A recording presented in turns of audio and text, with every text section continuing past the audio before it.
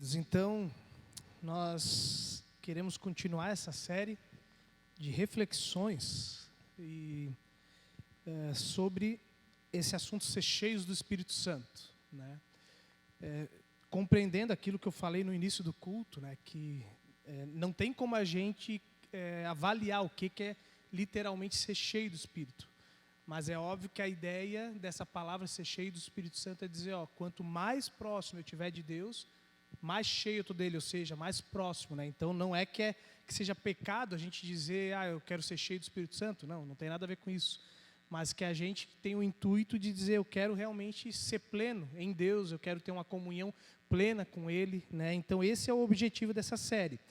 E um outro objetivo é também a gente justamente entender o que o Espírito Santo, né, faz nas nossas vidas, como que é esse relacionamento, quais são as características de uma pessoa que realmente está plena em Cristo, que está cheio do Espírito Santo, né? E o motivo é porque, como a gente num meio evangélico, onde há muitas igrejas e muitas interpretações, e geralmente as igrejas são divididas justamente pelas interpretações da Bíblia. Então, por exemplo, né, na Reforma, a gente vai ver que Lutero foi um dos reformadores, mas também houveram outros reformadores da igreja e que as divisões entre eles tiveram em questões teológicas. Lutero se dividia, por exemplo, com Calvino, que é o fundador, por assim dizer, né, da igreja presbiteriana. Então, ele se dividia em questões de ceia e algumas outras coisinhas. Então, igrejas, geralmente, o problema de ter tantas igrejas tem a ver com isso. Não tem a ver com a centralidade em Cristo, ainda que, né, muitas vezes a gente se divide até mesmo nisso, mas não tem a ver com o fato de que as igrejas não creem em Jesus como Salvador. Mas a gente acaba se dividindo por questõezinhas teológicas. E um dos temas, né, um dos assuntos que gera muita polêmica também é essa questão. O que é o papel do Espírito Santo? O que o Espírito Santo faz? Né, uma pessoa cheia do Espírito Santo. E nós queremos, então, entender a partir justamente de uma perspectiva, vamos por assim dizer, né, luterana. Não é luterana no sentido que nós adoramos a Lutero, mas nós cremos que Lutero, no processo de reforma, ele buscou trazer à tona conceitos, né, cristãos de interpretação bíblica de uma maneira mais correta, por assim dizer, que muitas vezes a igreja se desvirtuou, perdeu ao longo do tempo. E o nosso papel, então, é tentar entender justamente como cristãos que têm uma confissão, talvez luterana, sei lá, o que significa isso, né? O que significa ser cheio do Espírito Santo. Até porque é difícil definir isso no nosso meio. E eu gostaria, então, de convidar a gente a continuar esse assunto lendo novamente o texto que é base para a nossa série, Atos 2, 42 a 47. Se você tem a sua Bíblia, senão você pode ouvir atentamente. Atos 2, 42 ao 47.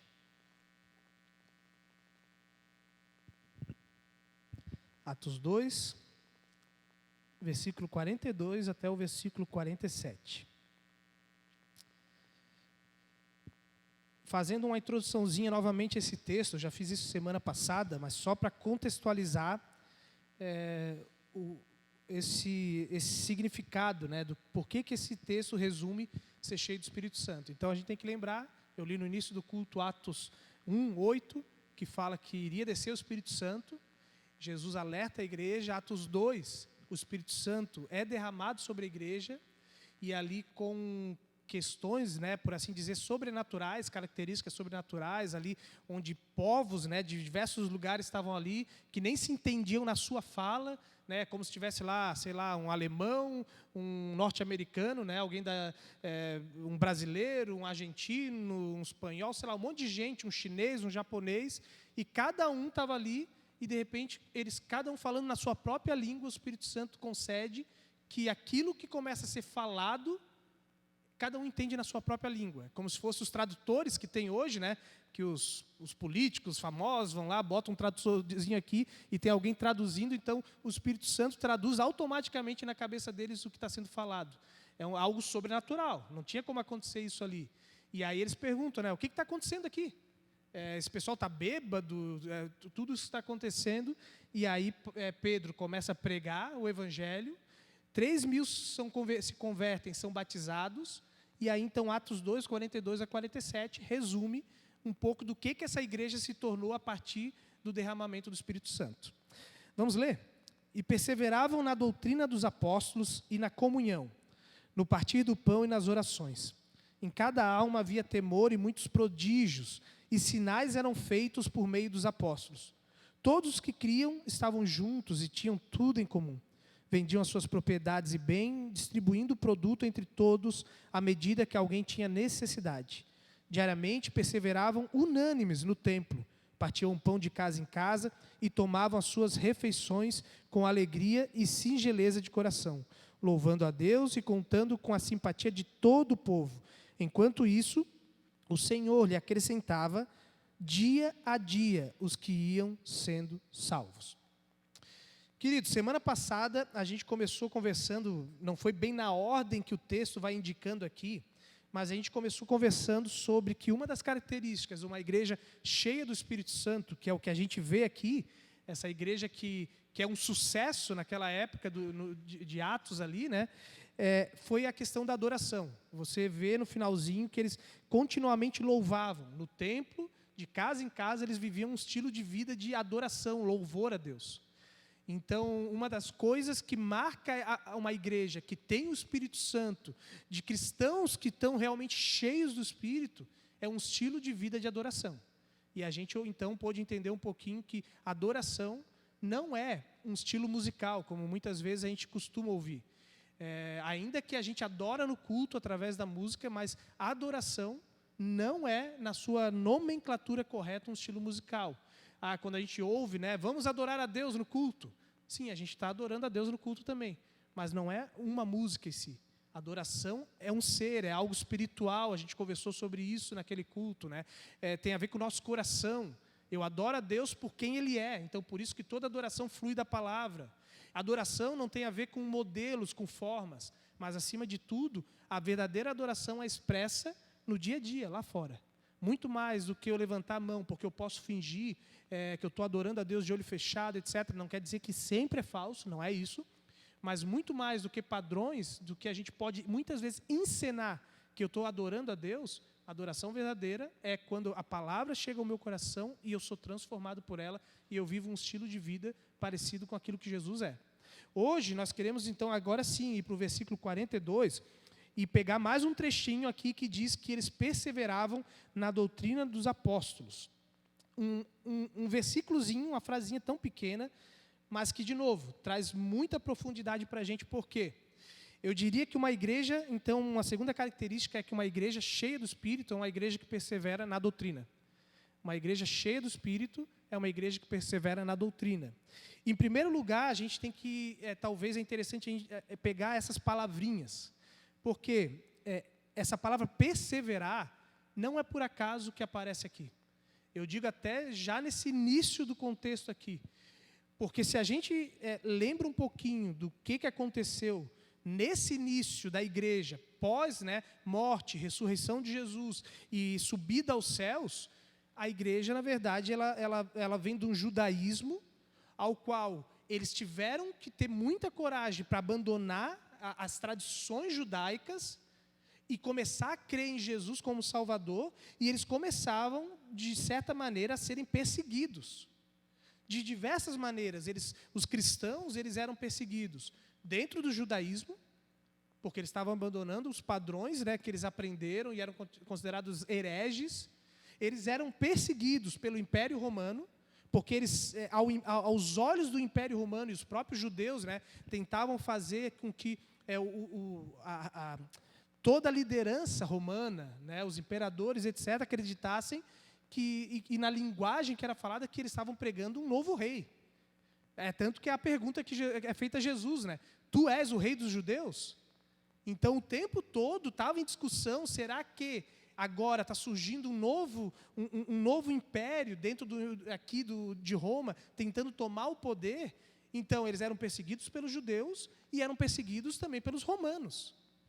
Então, dentro dessa realidade, a gente tem que imaginar como era difícil para alguém se tornar cristão. Então, o tempo todo, a tua fé, a fé daquelas pessoas eram confrontadas e você tinha que realmente ter certeza do que você queria fazer. Acima de tudo, você tinha que perseverar.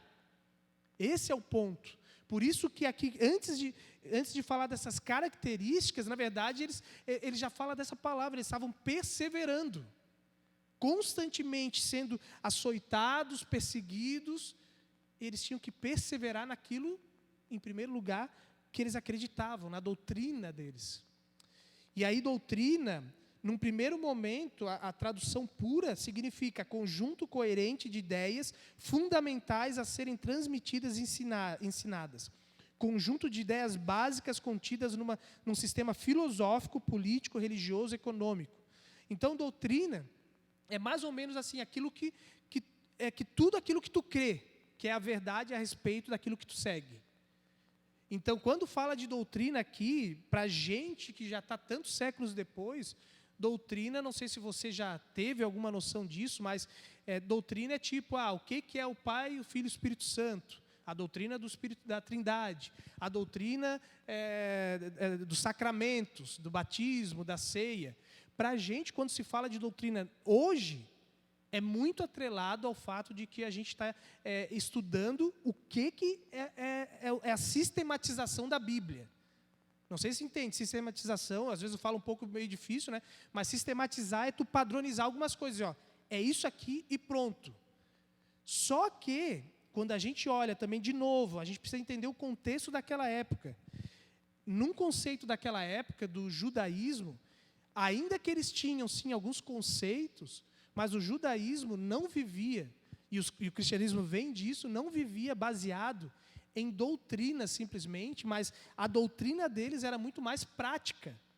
Tudo o que eles aprendiam a perseverar a gente vai vivendo dia a dia um relacionamento com Deus e a gente vai decorando essas coisas que Deus faz ao longo da história. Pode ver o que o judaísmo, né, constantemente se lembra, é da história, dos feitos, dos grandes feitos de Deus ao longo da história.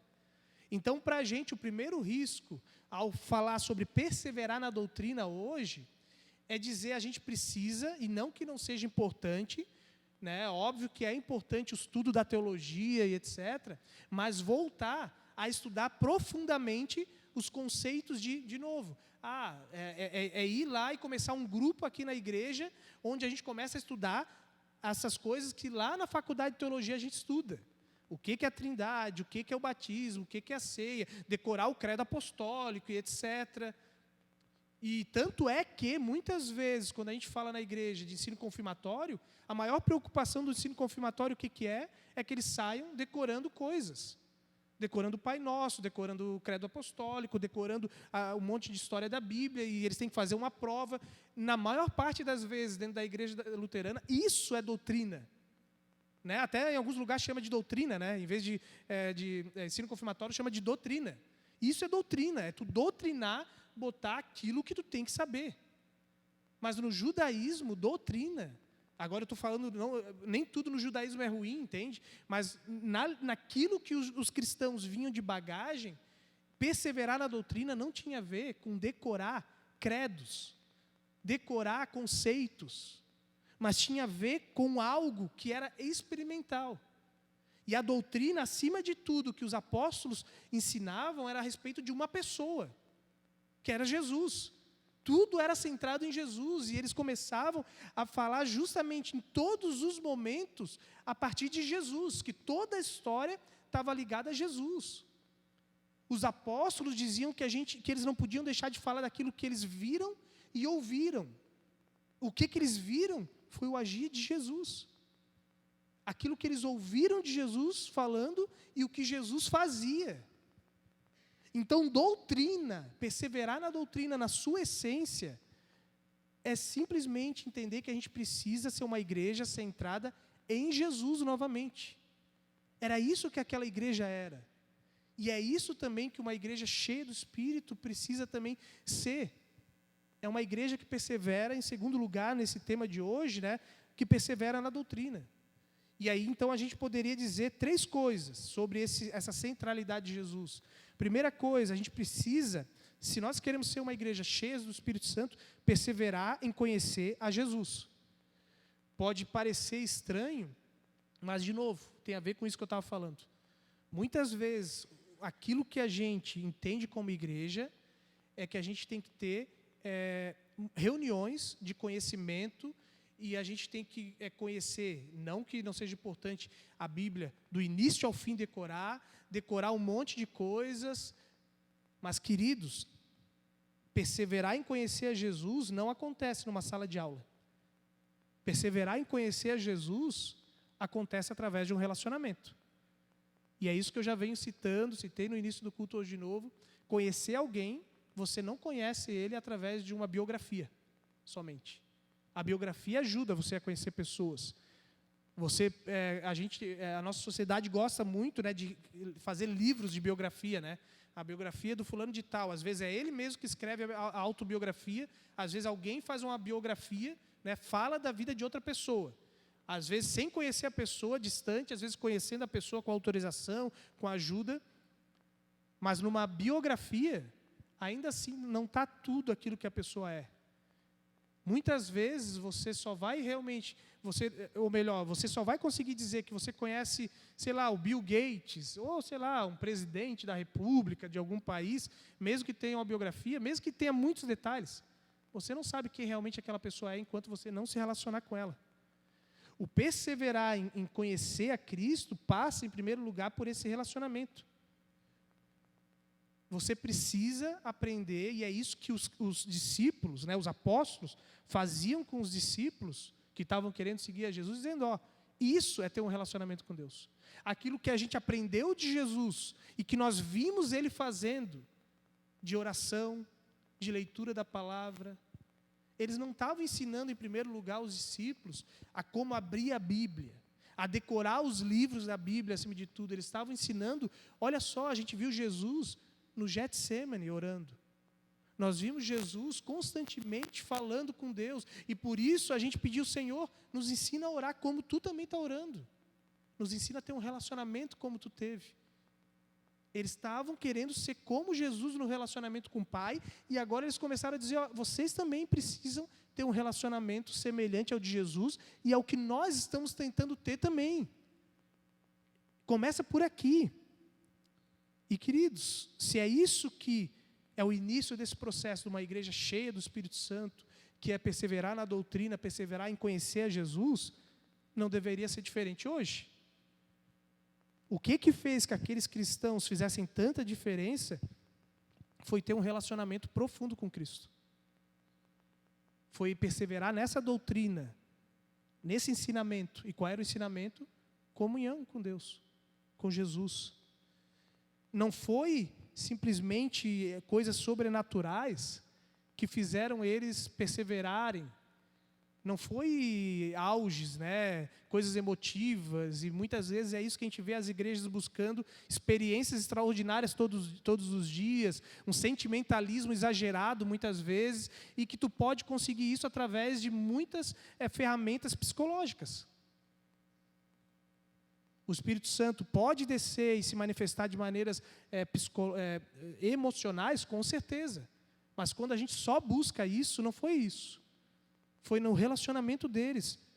Os judeus, eles conheciam o Antigo Testamento como ninguém, por exemplo. E isso também não foi suficiente. E também não vai ser suficiente somente a gente dizer, olha, nós somos a igreja da palavra. Ao mesmo tempo que a gente não pode ir para um extremo, a gente não pode ir para outro extremo, onde talvez a gente ache que simplesmente eu ser alguém que conheça a Bíblia toda, e conheço muita teologia, e de repente, como aqui foi muito importante, não é desfazer, é só trazer à tona a centralidade, mas, eu fiz o ETD. Né? Muitos aqui fizeram o ETD, essa paróquia tem muita influência e foi algo muito importante. Mas a gente não pode se apegar de que, porque eu fui alguém que já fui capacitado teologicamente, fiz algum curso de teologia à distância, etc., que isso é suficiente. Conhecimento a respeito de Cristo não é suficiente. Nós precisamos, sim, conhecer a Bíblia, mas esse é um processo que deve sempre ser feito sobre a ótica de a gente enxergar quem Jesus é, de conhecer a Cristo. Nós temos que ler a Bíblia no intuito de ter um relacionamento com Jesus, porque toda a Escritura Jesus mesmo fala isso para os discípulos. Toda a Escritura aponta para Jesus. Quando você está lendo o Antigo Testamento, pode não aparecer o nome de Jesus, mas lá está apontando para Jesus. Quando você está lendo Gênesis, você pode achar que lá não tem Jesus, mas aquela história tem a ver com Cristo. A Bíblia inteira aponta para Jesus, e a pergunta é, quando eu estou lendo qualquer parte da Bíblia, como é que eu estou me relacionando com Jesus? Como eu me aproximo ainda mais de conhecer Jesus através dessa história? No início é um processo difícil, mas conforme a gente vai sempre fazendo essa pergunta, de que maneira aqui é promovido a Cristo, e eu conheço um pouco mais sobre quem Jesus é, e aqui eu consigo me relacionar com Ele sobre essa característica desse Deus, a experiência de ler a Bíblia vai se tornando uma experiência não somente de conhecimento, mas de relacionamento. Então, em primeiro lugar, a gente precisa entender que perseverar na doutrina é perseverar em uma comunhão com Cristo. Em segundo lugar, perseverar na doutrina é perseverar em ser como Jesus.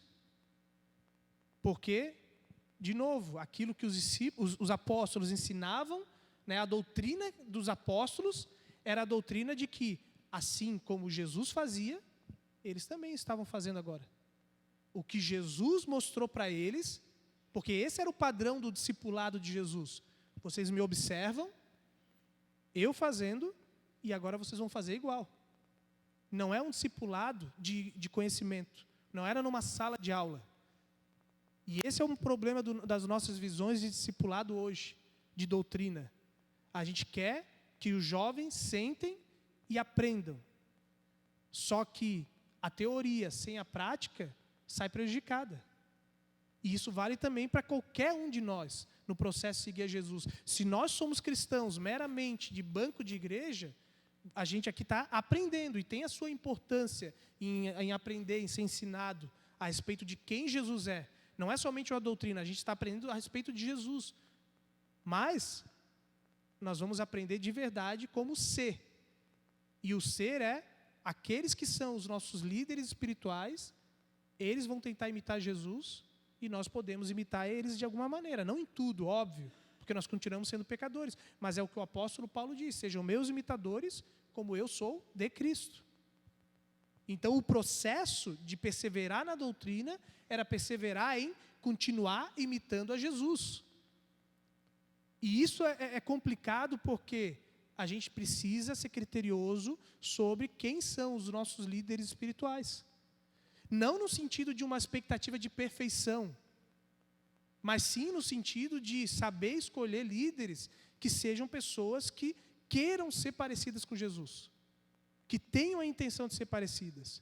E isso passa tanto na hora de escolher pastores para as nossas comunidades, não que sejam perfeitos, mas também na hora de escolher presbíteros para a nossa comunidade. Porque qual é o critério, muitas vezes, que a gente usa ao longo da história para botar presbíteros na igreja, para liderar a igreja? A gente precisa, aquele fulano só reclama, bota ele lá para ser presbítero, para ele aprender como que é difícil ser presbítero. O ciclano lá, ele está precisando, porque ele não faz nada da igreja, bota ele no presbitério. O ciclano tem dinheiro, bota ele no presbitério, que daí ele vai ver como é pesado carregar uma igreja, etc. E a gente vai usando critérios errados.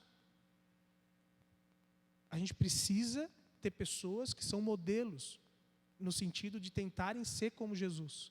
Não é serem perfeitas como Jesus, ninguém vai ser perfeito. Tem que cuidar com isso. A expectativa que a gente bota é irreal, mas pessoas que estão intencionalmente buscando ser como Jesus, que estão num processo intencional, buscando de verdade ser como Jesus.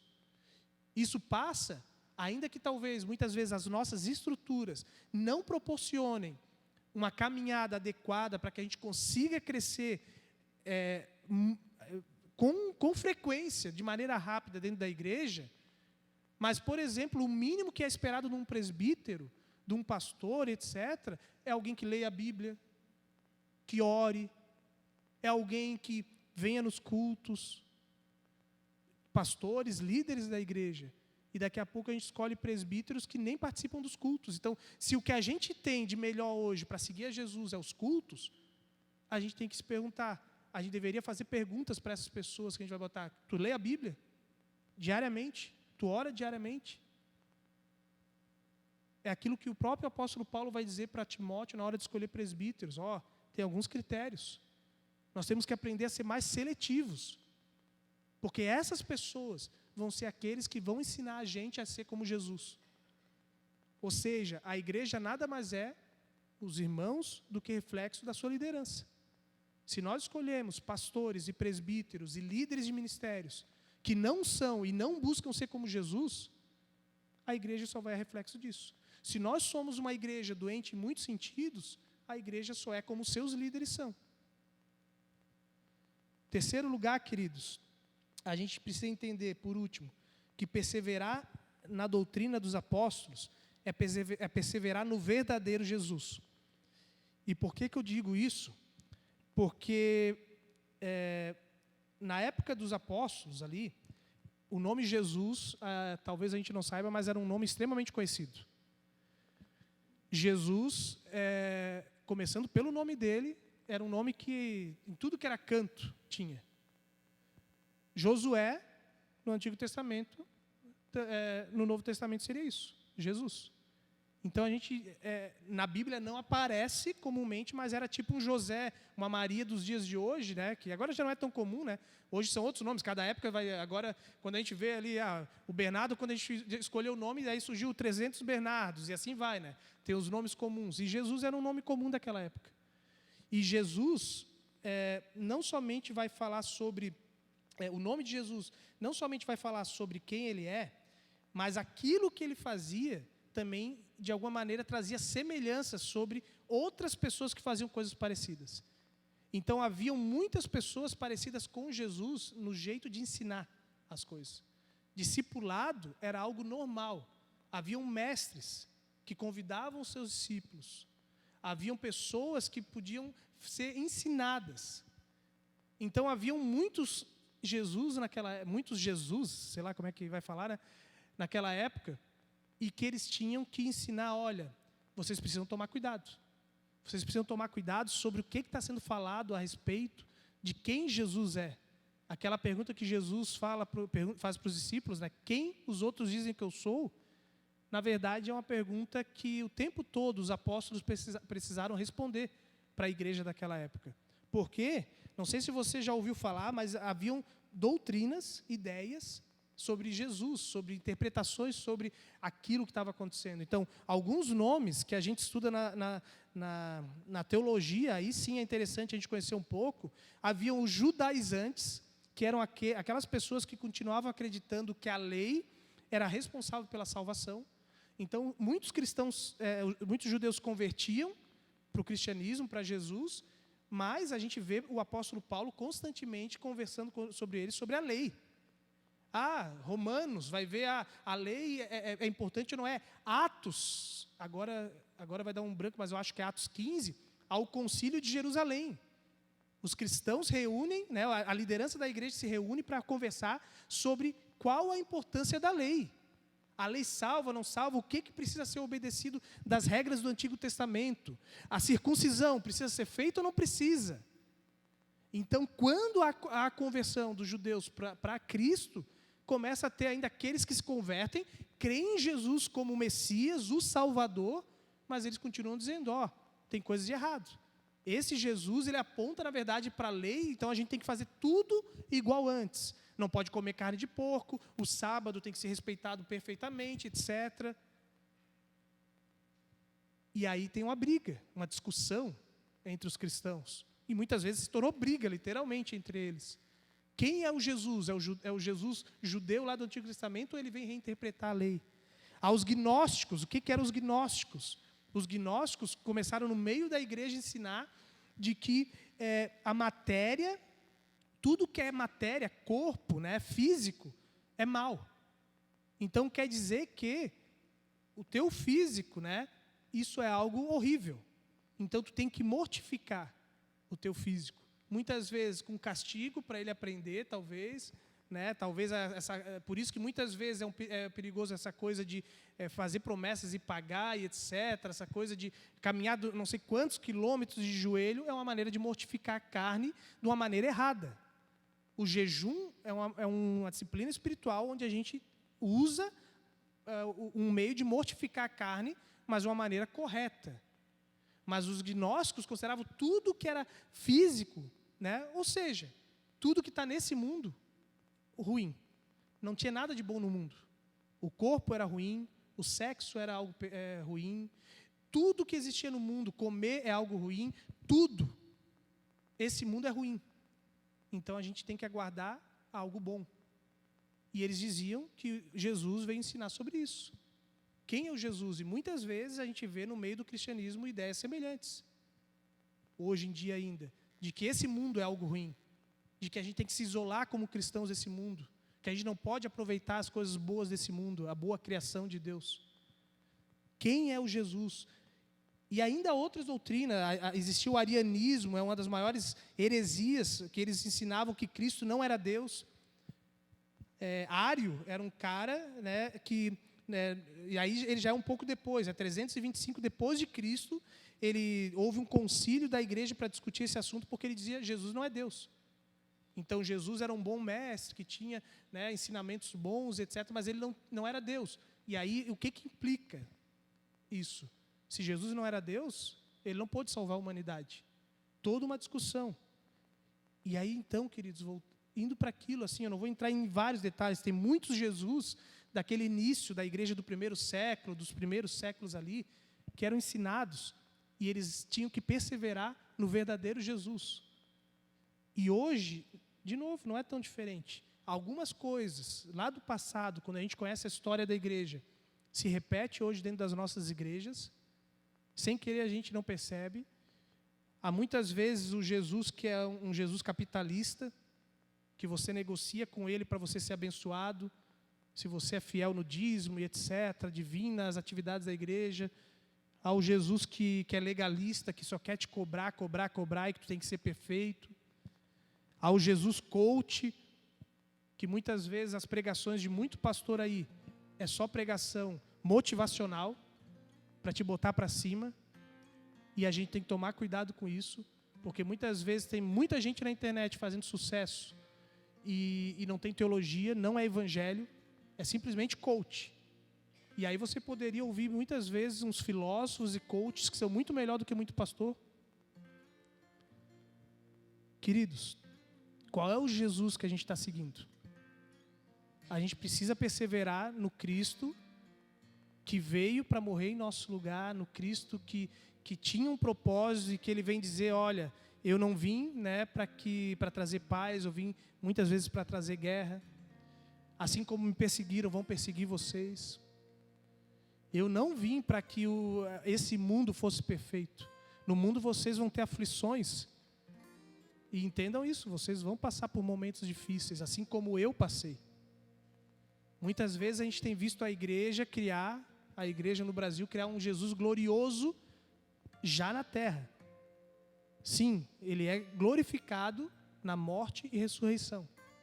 E muitas vezes a gente quer ser primeiro glorificado antes de morrer e ressuscitar. Não somente na ressurreição, no sentido da volta de Jesus, mas também de morrer para Cristo.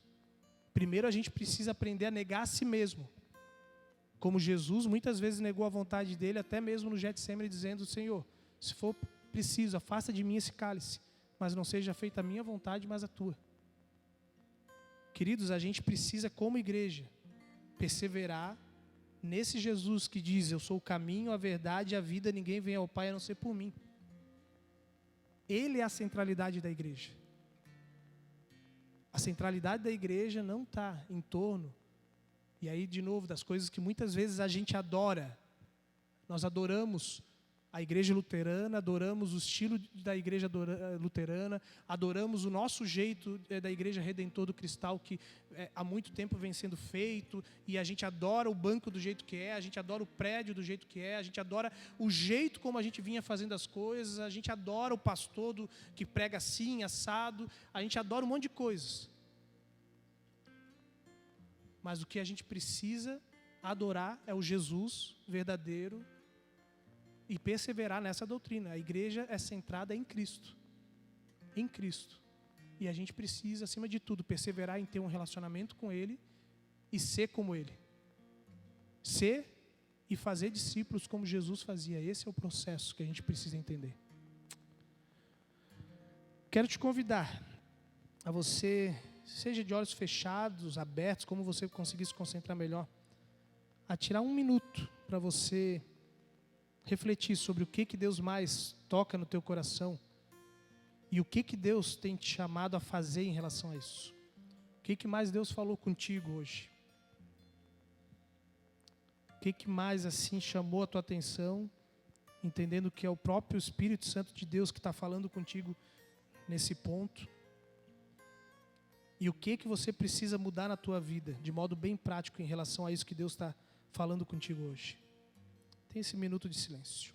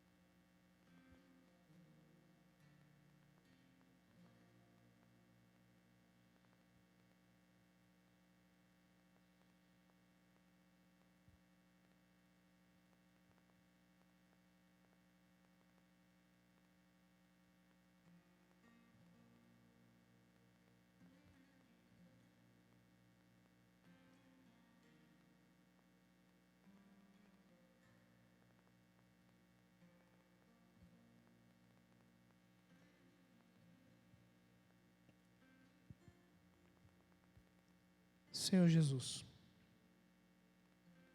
Tu que é o Senhor da igreja, toda a história está centrada em Ti do mundo. Não tem a ver conosco, Deus, com a nossa missão, mas tudo tem a ver contigo, Deus. Muito obrigado, Pai, por nos lembrarmos que em Ti está tudo o que nós precisamos saber e fazer, Deus. Muito obrigado, Deus, que Tu nos lembra, Senhor, que aquela igreja do primeiro século, Senhor, esses cristãos que estão relatados aqui em Atos, só foram bem-sucedidos, Deus, na missão, porque esse Espírito levou eles a perseverarem nessa doutrina, nesse ensinamento que os apóstolos faziam, que era direcionar esses irmãos a terem um relacionamento contigo, a te conhecerem profundamente através das Escrituras. E assim também, por causa disso, ao te conhecer, começaram a te imitar. E por te imitarem, Deus, eles começaram a ser admirados por todos à volta deles, Pai. Muito obrigado, Jesus. Nós queremos te pedir, Santo Espírito, que também está presente em nós aqui, no nosso meio e dentro de nós. Nos faça voltar, Senhor, a sermos uma igreja centrada, não centrada nos nossos desejos, nos nossos gostos, no que achamos que é melhor para a Tua igreja, centrada muitas vezes em coisas que nos dividem, Deus, até mesmo como igrejas, Deus, não somente igreja luterana, mas denominações que muitas vezes se brigam, Deus, por coisas que não deveríamos, por doutrinas, Deus, que não salvam, e nos ajude a sermos centrados de novo em Ti, como o único e verdadeiro Salvador, Senhor. Que as divisões que há entre nós, Senhor, acabem, na medida que a gente reconheça que Tu, Senhor, é realmente o que é essencial nós lembrarmos e conhecermos. Nos ajude a olhar as Escrituras, Deus, a Tua palavra, Deus, todos os dias quando nós lermos, enxergando a Jesus em cada lugar, para que a gente conheça ainda mais de Ti. E que assim, na medida que a nossa igreja for uma igreja da leitura da palavra e que enxerga Jesus, a história da criação em torno de Jesus, que assim a gente possa ser essa igreja também que faça diferença na cidade de Cristal. Uma igreja verdadeiramente cheia do Espírito, que experimenta o sobrenatural muitas vezes, mas que não foca somente nessas coisas, Deus. Que acima de tudo, uma igreja que tem poder para poder assim levar o Evangelho a todos os lugares, com coragem, em meio a um mundo que, assim como esses cristãos, viviam uma oposição severa. Nós também muitas vezes vivemos oposições e temos medo. Deus, que quando nós lemos a Tua palavra, o medo se vá, porque nós conhecemos o Jesus, o verdadeiro Salvador do mundo. Nós te pedimos isso, em nome desse Jesus, que é o nosso Senhor. Amém. Enquanto o grupo de louvor vem à frente, eu já vou passando os avisos. Então, na verdade, de avisos, tem culto à noite dos jovens, né? Então é um culto voltado principalmente aí para reunir o pessoal, já que agora são 2 células, então tem muito foco, tanto evangelístico, de eles convidarem amigos, né? E também poder reunir. Então, como a maioria do pessoal ali começou num grupo, tu começa a sentir falta. E isso também é ser igreja. O culto também é um espaço onde, no dia a dia, às vezes a gente vai ter grupos diferentes. Faz parte. E às vezes a gente vai se sentir um pouco longe de algumas pessoas. Culto é espaço de encontro da igreja como um todo. E esse é o espaço. A célula não é a igreja sozinha. O culto reúne a igreja. E os jovens também têm esse espaço de se reunir. E se alguém quiser, vocês são bem-vindos, quem quiser participar hoje à noite do culto, porque não é um culto só do jovem. Né? Então, é um culto com a liberdade de eles fazerem um culto mais do jeito deles, mas é um culto também da comunidade. Então, quem quiser participar é bem-vindo. O outro aviso, a gente tem então, na semana que vem já o encontro de homens paroquial, é isso? Tu lembra dos detalhes? Pode falar, Rona. Melhor, se tu lembra aí, o Roberto, me ajuda aí que eu não lembro dos detalhes. Vocês estão do encontro de homens. É sexta-feira, horário, eu não lembro, não anotei aqui os detalhes. 8 horas da noite? Isso, então lá em Camaquã, 8 horas da noite, na sexta-feira, R$20 a inscrição. R$20 a inscrição, sexta-feira, primeiro encontro paroquial de homens. Assim como as mulheres já têm há muito tempo privilégio, então a gente vai ter agora, chegou a vez dos homens aí. E tem comida boa.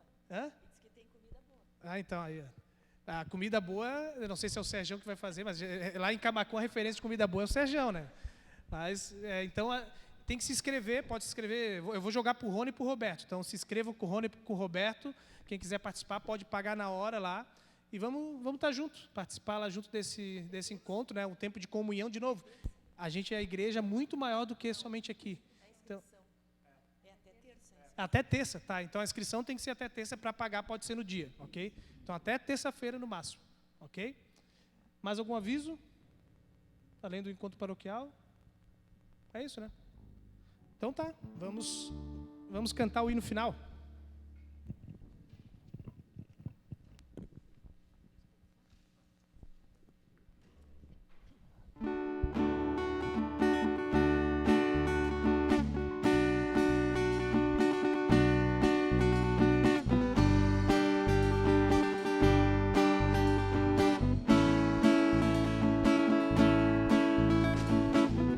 Celebrai com júbilo ao Senhor, todos os moradores da terra.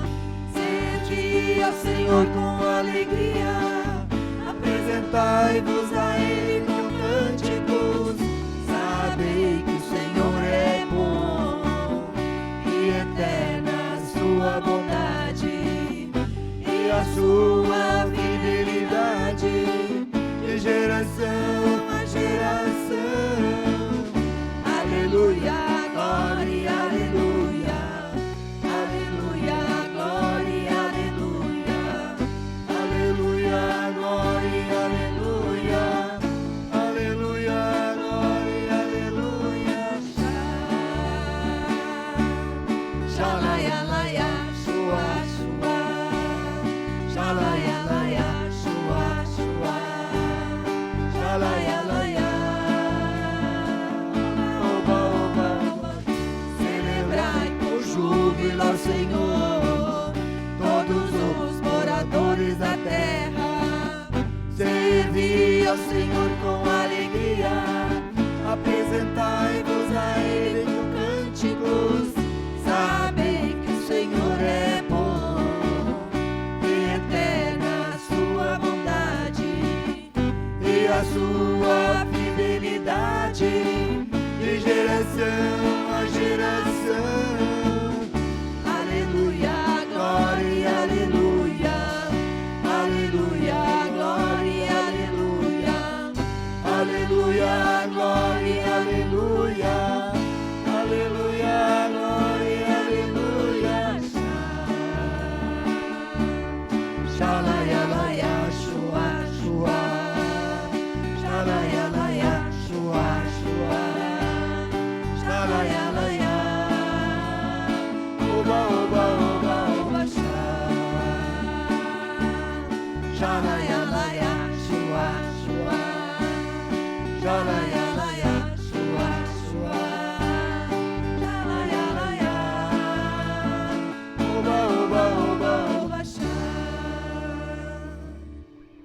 queridos, a gente ainda quer orar. Eu quero perguntar se temos motivos de oração.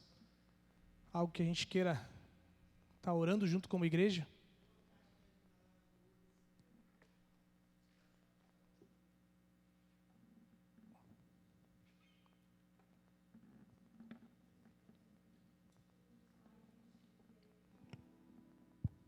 Quando isso? Ele está bem? Eu tá fazendo exames?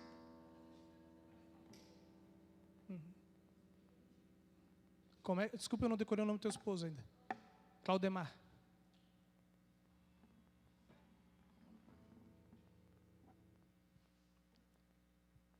Alguém aqui tinha levantado a mão? Foi impressão minha. Desse lado, não.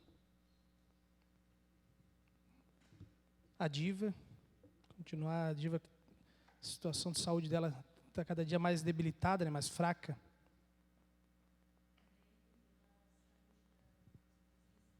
Cirlei. Estão doentes? Tenho que orar, acho que para acabar o inverno também aí, né? Que aí o pessoal tudo gripado.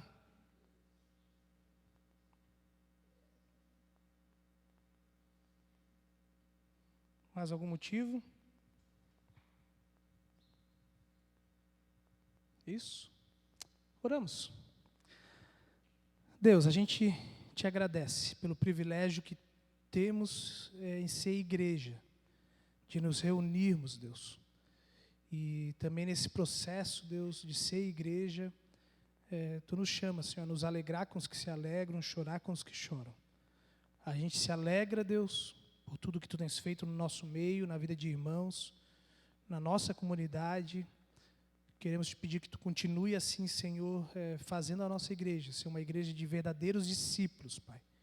Não somente de membros tradicionais, mas de verdadeiros discípulos. Que Teu Santo Espírito traga realmente esse avivamento verdadeiro, um avivamento que não é baseado somente em, sei lá, assim, em teologias, doutrinas, ou até mesmo em coisas emotivas de momento, mas um avivamento que realmente traz transformação, Pai, na vida das pessoas. Queremos ver a cada dia, cada pessoa que se tornando parecida com Jesus, Pai.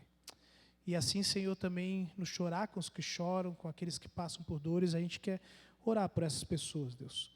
Oramos pela Lourdes, Deus, que tem passado por momentos difíceis de saúde, que Tu fortaleça a saúde dela, renove o ânimo dela, Senhor, em meio à doença, e que assim, Senhor, os médicos também tenham sabedoria para encontrar o tratamento sempre adequado para que ela se recupere, Senhor. A gente ora pelo Claudemar, também diante desse desmaio que ele teve, Deus, e que não sabe o que aconteceu, que Tu abençoe os médicos com sabedoria para conseguirem discernir, Pai, através dos meios, tanto humanos, e talvez até mesmo outras questões, de repente, de percepções, talvez, que eles podem ter, para descobrir o que está acontecendo, e que isso, Senhor, não venha a ser nada grave, Pai. Oramos para que ele realmente fique completamente restabelecido e que esse desmaio não venha mais a acontecer. Mas, acima de tudo, Deus, se for algo sério, que assim Tu ajude eles a encontrarem, ou seja o que for, para haver esse tratamento adequado, Pai. Deus, a gente ora também pela Diva, pela Cirlei, que também passam por essas situações de saúde.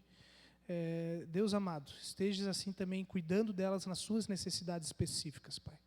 Renove, Senhor, o ânimo delas, Pai, para que elas não venham desanimar também diante da debilidade da saúde delas, Pai. Mas que elas continuem conseguindo colocar os olhos delas em Ti, Senhor. E assim a gente ora também, tanto pela Mari quanto pelo Gabriel, Senhor, que assim também Tu estejas cuidando deles como crianças, Pai. Assim, Senhor, peço também pela Luísa, o Bernardo e tantas outras crianças talvez aqui que têm passado por esse inverno tão rigoroso e que tantas vezes a gente tem passado por gripes duras, Deus, e que atrapalham a rotina, Senhor, e tudo mais. Deus amado, que Tu estejas assim curando essas crianças, cuidando para que não haja agravamento dessas doenças, Pai. E oramos também, Senhor, ainda que a gente agradece pelo inverno, mas pedimos também, Deus, que Tu possa estar no tempo certo, cuidando para que esse inverno tão rigoroso não venha prejudicar ainda mais, Senhor, a saúde de tantas pessoas, Pai. Entregamos a nossa vida em Tuas mãos, Senhor, pedindo que o início dessa semana, Pai, Tu nos guie e nos use para a Tua honra e Tua glória. Queremos ser sal e luz desse mundo, queremos ser sal e luz na cidade de Cristal. Em nome de Jesus, que nós te pedimos e agradecemos. Amém. Uma abençoada semana e um abençoado domingo. Provavelmente, alguns a gente se vê de certo aí hoje à tarde, né, no desfile. À noite tem o culto, então a gente se encontra por aí ao longo da semana. Um abençoado dia para todos.